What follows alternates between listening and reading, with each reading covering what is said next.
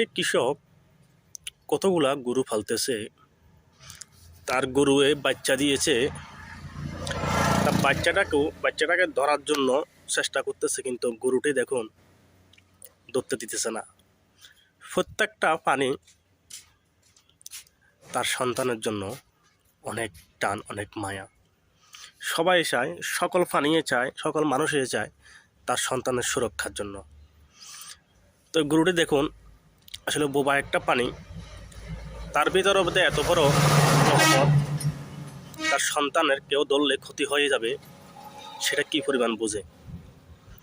তো ভিডিওটি আসলে ভালো লাগলে ইনশাল্লাহ লাইক কমেন্ট শেয়ার করবেন, আপনারা পাশে থাকার জায়গা করবেন। সবসময় যেন নিত্য নতুন ভিডিও নিয়ে আপনার মাঝে হাজির হতে পারি। তো ভিডিওটি দেখুন আপনারা।